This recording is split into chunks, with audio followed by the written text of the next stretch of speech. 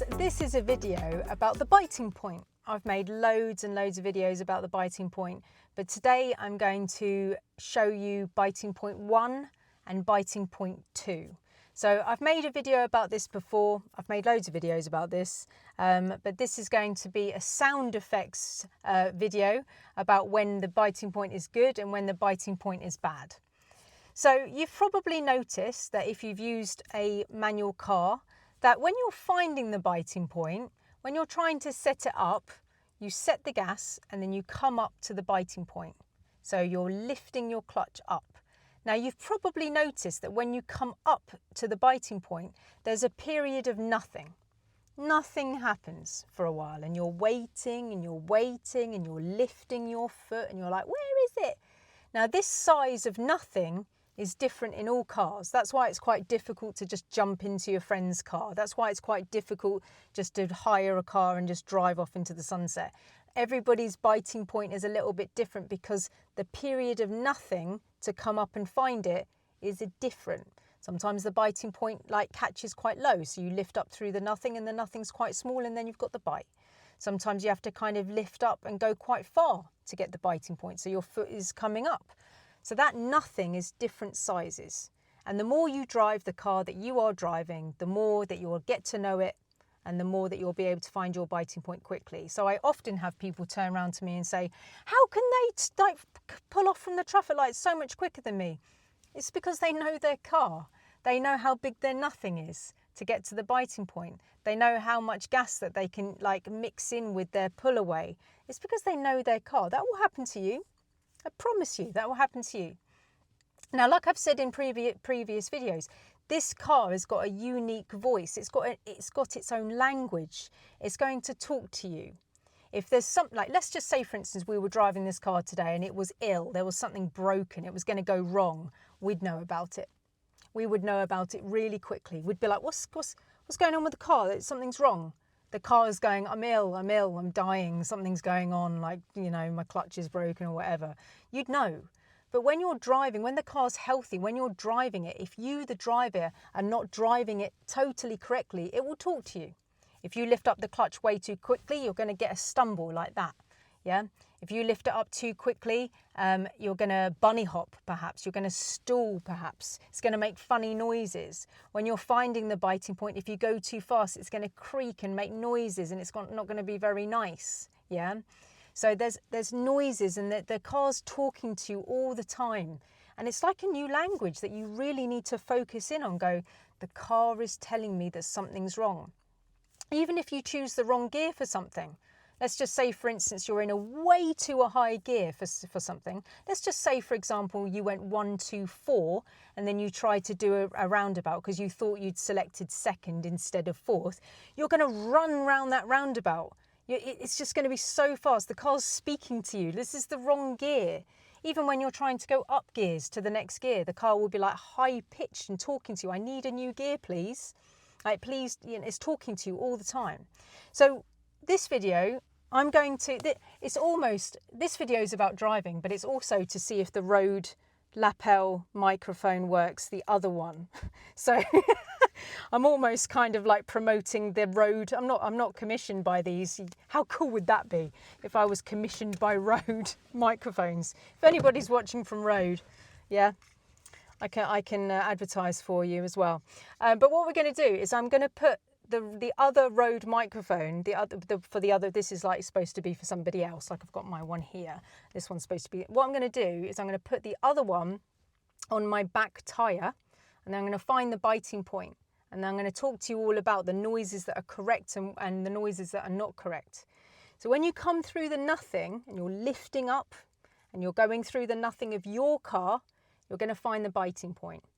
Now the perfect biting point is going to be one that you can see the front of the car lifts up a little bit and you can feel a slight change, and you may be able to hear that the car is just slightly different, okay? This is if you've got your handbrake on, okay? The handbrake holds the back 2 tyres only.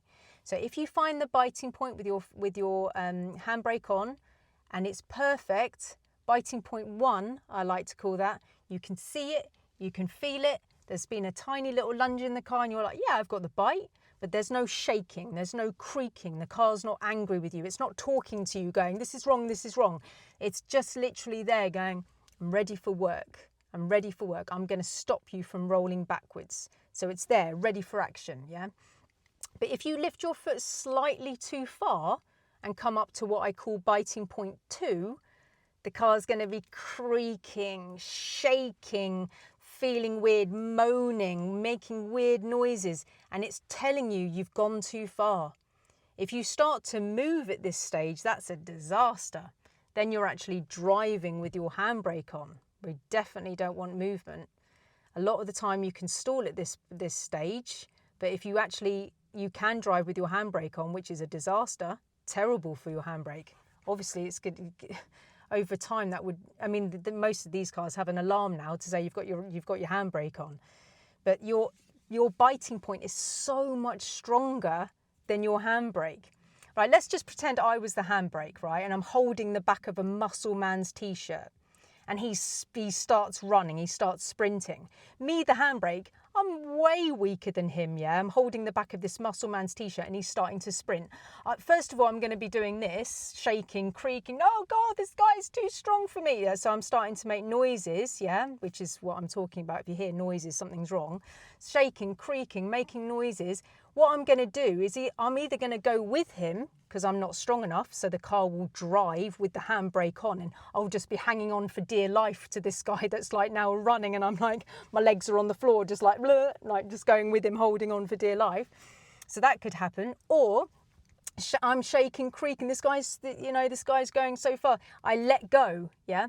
And then at this stage, because I let go, the guy will either just fall down and literally just like fall on the floor and stall, yeah, or he'll stumble and go really quickly. So that would be me releasing the handbrake and go, oh God, the handbrake's on, release it, and then he'll stumble, fall. So that would be a bit of a disaster.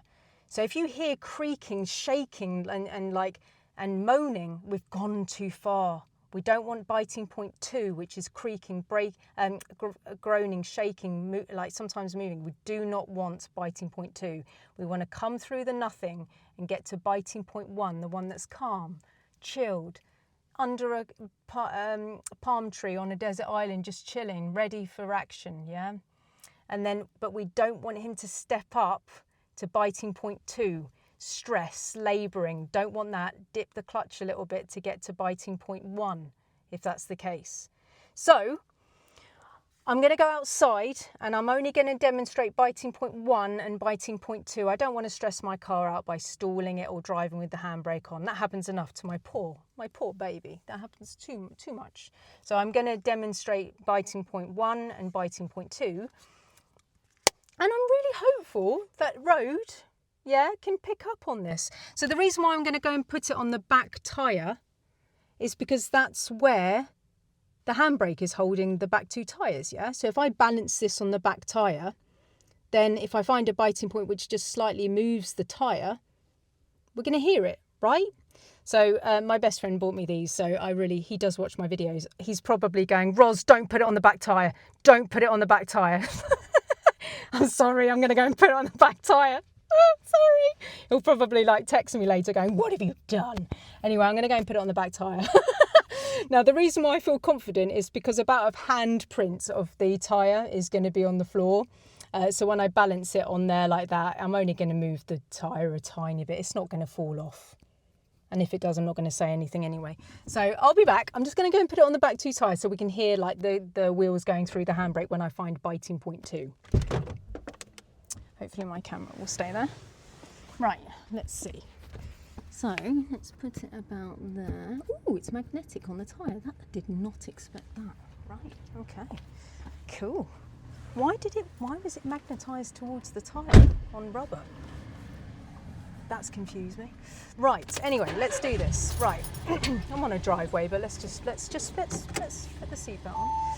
Okay, right, so let's my handbrake is on, okay, because if it wasn't, we wouldn't hear biting point 2.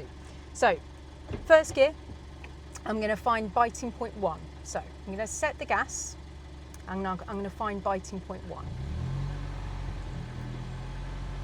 So I'm lifting my clutch through the nothing. I've found biting point 1. I can see that the front of the car is slightly lifted up and the engine noise has slightly dipped. So at this point, it's perfect. This is biting point 1.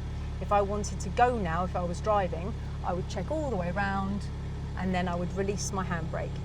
If the car was still perfection, then I would lift up the clutch more to then drive forward. If I released the handbrake and I was moving, yeah, that would do, as long as I don't stumble forward and go forward. Cool, so that's it, biting point 1. You may have just seen the car dip down when I put my clutch back down. Let's find biting point 2, which is incorrect.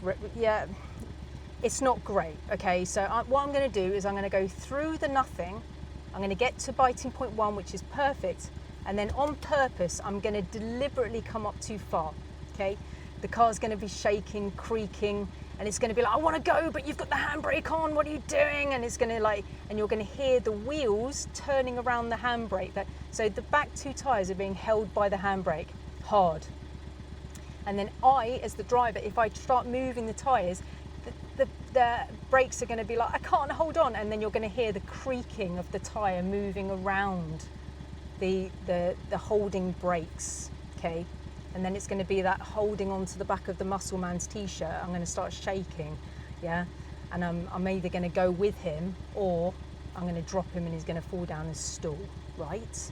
So, going to go through the nothing. So I'm doing it now. Set some gas.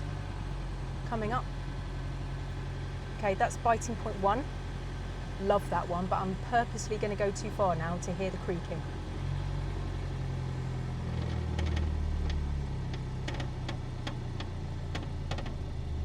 Hear that, guys? Oh, it's nasty. It's gonna eek. Right, so that was biting point 2. Creaking, shaking. The car's like, no, that's wrong, you've gone too far. The remedy is at this stage to dip the clutch back to biting point 1. Okay, that's it. Okay, so you've still got the bite, but it's not at that shaking and that nasty little labouring time. Okay, you dip the clutch a little bit. So I'm very, very hopeful that my other Rode microphone picked that up. Been thinking about it for about 3 or 4 days now, like to do this video. So I'm really hopeful that the other microphone picked that up, and I hope that you can hear all the creaking. The creaking was the tyre turning around the brakes at the back, and that's too much. Dip it down. You don't need that amount of energy. It's like having a bomb of energy behind the handbrake. And if you're at a junction or something and you've got creaking, shaking, if you release the handbrake, you are going to be a bullet out of a gun if you don't stall. Like the Muscle Man t-shirt analogy, yeah, with me letting go. He's either going to sprint down the road and be in a mess, or he's going to just stall and fall down on the floor. Okay, so listen to the car, understand its unique language, okay? It's talking to you all the time. If it feels wrong, it is wrong. If it sounds wrong, it is wrong. If it sounds right, it is right. If it feels right, it is right. A smooth drive, yeah? If you can just have a nice little chat with your friends and family in the car, is just chill, yeah? Anyway, I really hope this helps you today, and I'll see you on the next one.